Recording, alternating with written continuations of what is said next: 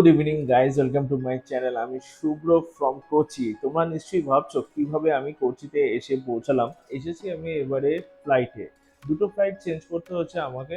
মুম্বাইতে আমার লেওভার ছিল 4.5 ঘন্টার মতো। তো কলকাতা থেকে কোচির কিছু কিছু ভিডিও ক্লিক করেছি, আমি ফটোগ্রাফিও ক্লিক করেছি, সেইগুলো তোমাদের সঙ্গে আমি শেয়ার করব। তো কোচিতে আমি এভরিডে কি কি করছি, আর কোথায় কোথায় যাব, কি কি খাবো, সবই তোমাদের সঙ্গে শেয়ার করব।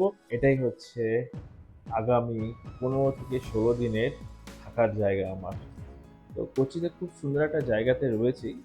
এখানে সোফা রয়েছে, এখানে ডাইনিং প্যাসেজ, এখানে কিচেন রয়েছে। তবে রান্না করার মতো জিনিসপত্র নেই, যদি থাকতো তাহলে আমি রান্না করেই খেতাম। তো সুন্দর একটা ওয়াশিং মেশিন রয়েছে, ফ্রিজ রয়েছে, এখানে মাইক্রোওয়েভ দিয়েছে, সুন্দর একটা ছোট বেসিন রয়েছে। এটা হচ্ছে বেডরুম, খুব সুন্দর একটা বেডরুম। আর এখানে রয়েছে একটা ব্যালকানি, ব্যালকানিতে কিছু দেখতে পারবে না, এখন অন্ধকার হয়ে গেছে। আর এখানে একটা সুন্দর মিরর রয়েছে। এটা ওয়াশরুম, ওয়াশরুমটা তোমাদের দেখিয়ে দিই। দেখো, খুব সুন্দর একটা ওয়াশরুম। তোমরা কোচিতে কখনো এসে যদি সার্ভিস অ্যাপার্টমেন্ট খোঁজ করো, আর সেটা যদি এয়ারপোর্টের কাছাকাছি খোঁজ করো, তাহলে কিন্তু এই ডেস্টিনেশনটা পারফেক্ট ডেস্টিনেশন। খুবই নিরিবিলি একটা জায়গা, কোনো নেই সাউন্ড, কোনো গাড়ির আওয়াজ, গাড়ির হর্ন নেই। খুবই সুন্দর একটা জায়গা।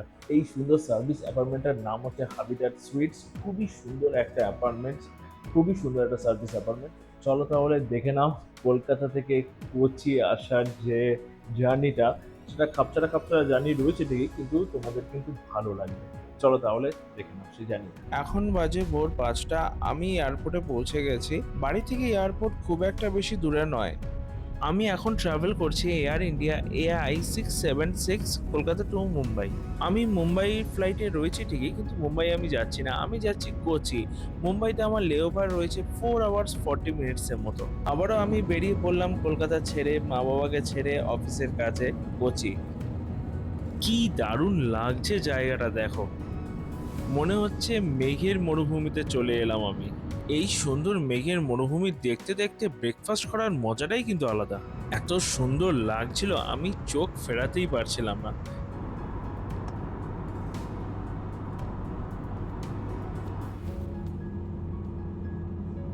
দেখতে দেখতে কিন্তু পৌঁছেই গেলাম মুম্বাই। আজকে মনে হচ্ছে অনেকটা আগেই ল্যান্ড করে যাব মুম্বাইতে, তারপরে হচ্ছে ওয়েটিং করার পালা। যদি ওয়েদারটা আজকে ক্লিয়ার থাকতো তাহলে এই জায়গাটাকে কিন্তু অসাধারণ লাগতো। আজকে কিন্তু অনেকটাই ফাস্ট পৌঁছে গেলাম মুম্বাই। এখন বাজে 8টা 40।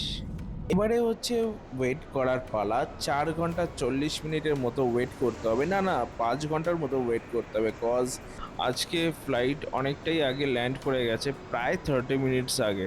A few moments later. অবশেষে অপেক্ষার পালা শেষ হলো। আবারও উঠতে হবে এয়ার ইন্ডিয়ার সঙ্গে, তবে এবারের ফ্লাইটটা কিন্তু অন্য। আগের ফ্লাইটটা ছিল এয়ার ইন্ডিয়া AI 676, আর এবারের ফ্লাইটটা হচ্ছে এয়ার ইন্ডিয়া AI 2517। টাইম রয়েছে 2:10-এ। বোরিং হচ্ছিলাম, তাই মন চাইছিল কিছু খাই খাই, তাই আর চিন্তা ভাবনা না করে মনস্টার কিনেই নিলাম। গেট নাম্বার দিয়েছে 45C2। আমি কখনো মুম্বাই এয়ারপোর্টে 45 জোনে আসিনি, 45 জোনটা পুরোটাই নিচে।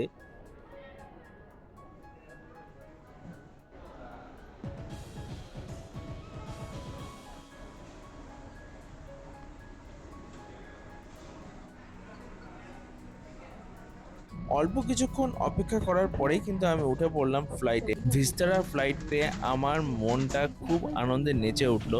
ভিস্তারা ফ্লাইটটা কিন্তু আমি খুবই পছন্দ করতাম। এখন আর ভিস্তারা তো ভিস্তারা নেই, সবই হয়ে গেছে এয়ার ইন্ডিয়া।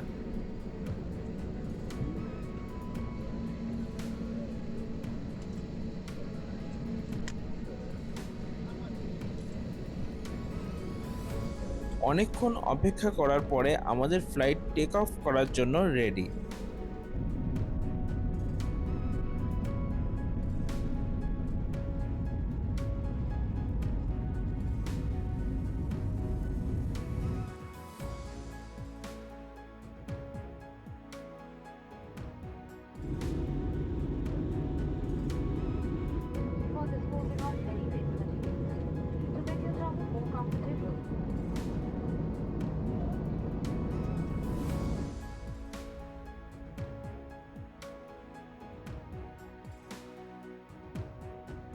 ওয়াও, এখানের মেঘটাকে দেখো, উফ, দারুণ লাগছে।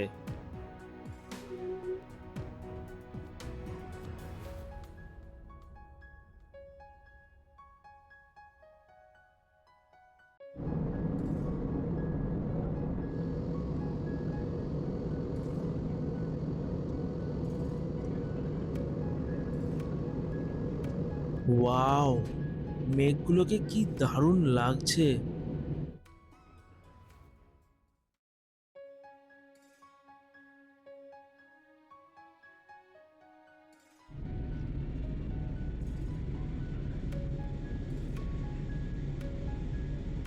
এইভাবে 3বার রাউন্ড করে ঘুরে নিল আমাদের ফ্লাইটটা। সিটাকে কিন্তু দারুণ লাগছে, দারুণ দারুণ লাগছে। নেচারের সৌন্দর্যের উপর কিন্তু কোনো সৌন্দর্য হয় না। দারুণ দারুণ, মন ভরে যায়, মন ভরে যায়। যেদিকেই তাকাই না কেন মন আর ভরছে না, এতটাই সুন্দর লাগছে আজকে এই কোচির আকাশটা। আমি ফ্লাইটে এতবার উঠেছি কিন্তু এই উইন্ডো সিটের নেশাটা কিন্তু এখনো আমার যায়নি। আমার এই উইন্ডো সিট দিয়ে বাইরে এই মেঘের কারুকার্যগুলো দেখতে কিন্তু অসাধারণ লাগে। হঠাৎই চলে এলো পুরো ক্লাউড, দেখো প্লেনের ডানা পর্যন্ত দেখা যাচ্ছে না, এতটাই মেঘ রয়েছে, পুরো হোয়াইট।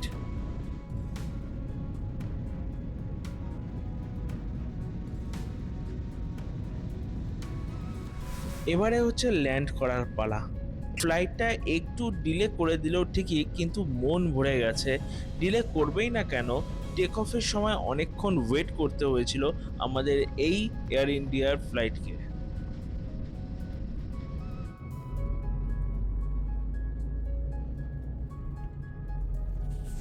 তো গাইস, কেমন লাগলো বলো? তো আমার আজকে জার্নিটা কিন্তু একটু অন্যরকম লেগেছে।